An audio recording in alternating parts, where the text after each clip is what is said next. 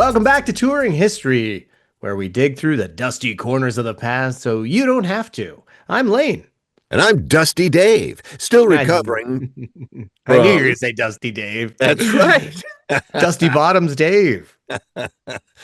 Dusty Corners, still recovering from discovering that people used to think tomatoes were poisonous. Oh, Crazy, right? Which honestly explains a lot about British cuisine. oh, sure does. Today we're touring July 24th, a date that's given us everything from groundbreaking inventions to, well, let's just say some very creative interpretations of marriage vows. Ooh, can't wait. How's that for a Speaking teaser? of July 24th, we got a voice memo from a listener about why this date matters to them. Says so. Take it away. Hey, Lane and Dave! July 24th is super meaningful to me because it's the day I finally worked up the courage to ask my crush to prom. Way back in 1987. And she said yes. We've been married for 36 years now, and she still doesn't know I practiced that conversation in the mirror for 3 weeks. Also, fun fact, we got engaged on July 24th, too, because I'm apparently incapable of remembering more than one important date. Love the show! Keep touring! Oh, that's actually sweet. Though imagine if she'd said no after 3 weeks of mirror practice. That would have been awkward. And he's still practicing in the mirror after 35 years of marriage. The real Yes. question is, Lane, did he practice the engagement proposal in the mirror too, or did 36 years of marriage finally give him confidence? Now he's practicing how to get divorced. How to ask for anything after 36 years of just marriage.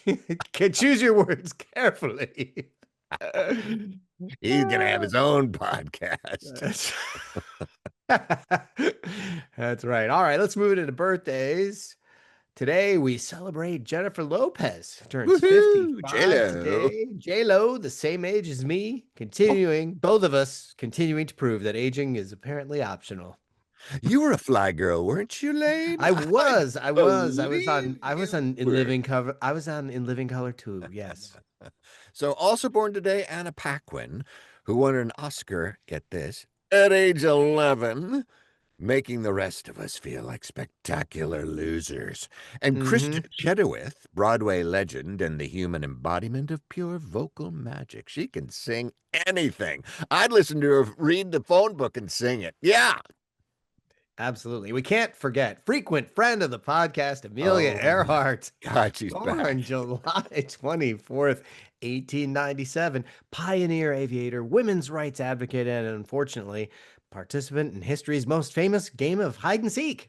Yeah, I know I joke about how her luggage is always lost, but it's true. She was a pioneer, and then she wasn't. So, too soon, Lane? It's only been 87 years. I don't think so. I think no spoilers or anything. I think we're All good. right, And now well, we're up next is introducing. my favorite segment. Yes, it's making its debut, the Salacious Dave segment. So take it away, Dave. Ooh, okay, so now I have to talk like this. All right, time for everyone's favorite segment, where I get to talk about historical scandals while Lane judges my life choices. Today's salacious story takes us to July 24th, 1911, when American explorer Hiram Bingham discovered, drumroll, Machu Picchu. Wait, how is archaeological discovery salacious? I don't get that. Well, I knew you were going to ask that, because Hiram didn't actually discover anything. Yep, that's right. Local indigenous people have been living there and knew about it the whole damn time. But here's the Oh, juicy part. Here's the salacious part. oh, Bingham basically showed up, took credit, and then spent years shipping artifacts back to Yale University without permission. Huh, just like those Elgin marbles in London. oh boy, those Yale Eli's. So it's academic theft with a side of colonialism. I found it first. Exactly. It's like if I discovered your coffee mug Now I know this is, you keep accusing me of taking your coffee mug.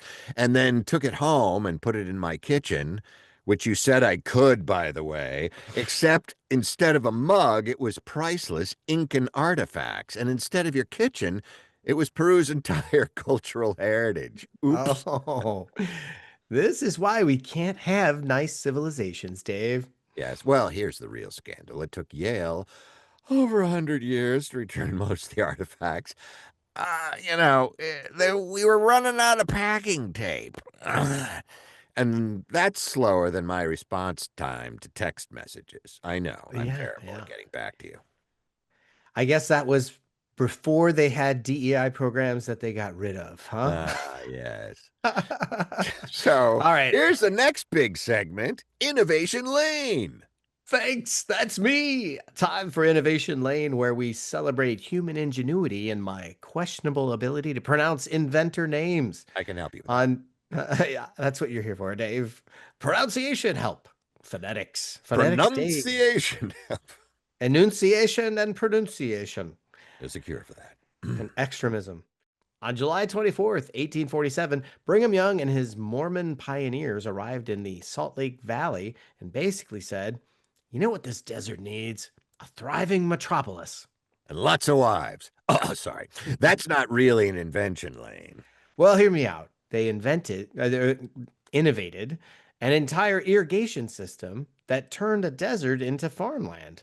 They Ooh. created a functioning society in the middle of nowhere using geometric city planning that's still used today. It's like Sim City, but with more covered wagons and fewer cheat codes. Yeah, well, when you get thrown out of every other city, you gotta figure things out. Okay, I'll give you that. Though I feel like desert city planning is a very specific skill set, but I know they did it to Lost Wages as well, right? I mean, Las I Vegas, sorry. Pretty much, pretty much. Yeah. Also on July 24th, 1969, Apollo 11 splashed down safely in the Pacific Open. Woohoo. Open? Pacific Open? The open Pacific They were Ocean. playing golf? Yes, yes, completing humanity's first successful round trip to the moon, which is technically the ultimate innovation, figuring out space travel and how to not die horribly in the process. That's always my take on when I go to the swimming pool. The fact that we went to the moon with less computing power than my toaster still blows my mind. Watch out, folks. Wow. Gray matter Y- everywhere. Yeah. Well, first, your toaster has computing power. And second, Dave, don't bring your toaster with you in the swimming pool.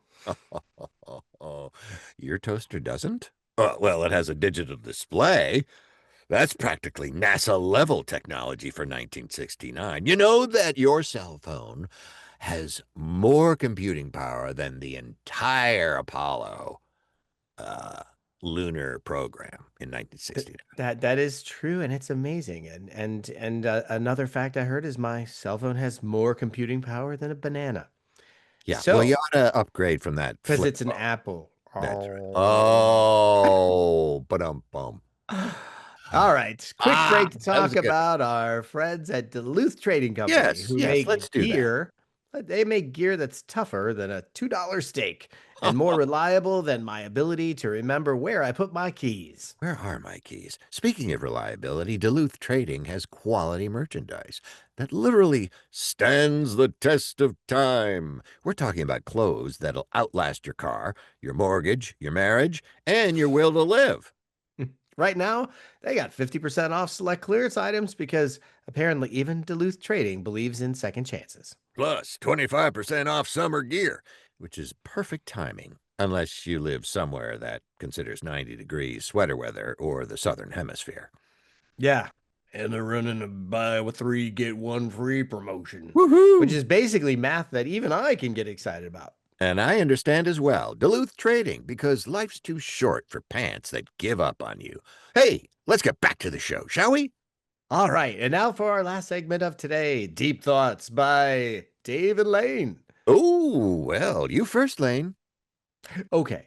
Well, July 24th has seen everything from moon landings to city founding to archaeological discoveries, air quotes used there. Yes, It yes. makes me think that history is just humans repeatedly showing up places and saying, I'm going to make this everyone else's problem now.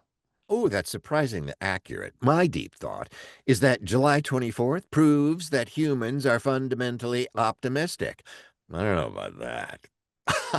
I'm kidding. I mean, you have to be pretty hopeful about the future to build a city in a desert or strap yourself to a rocket pointed at the moon that they've never tested. Yeah, or steal artifacts and assume no one will notice for 100 years. Yeah, how'd they get away with that one? Okay, that's one more about audacity than optimism. But still, July 24th is basically humanity's hold my beer and watch this, will you? Moment, repeated throughout history.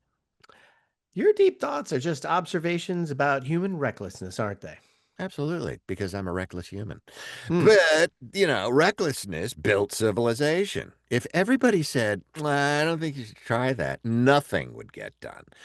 And that's true. recklessness and really good irrigation systems pay Ah, off. yeah, just pee anywhere. All right, that's July 24th for you, proving that humans will literally do anything if you give them enough time and questionable decision-making skills.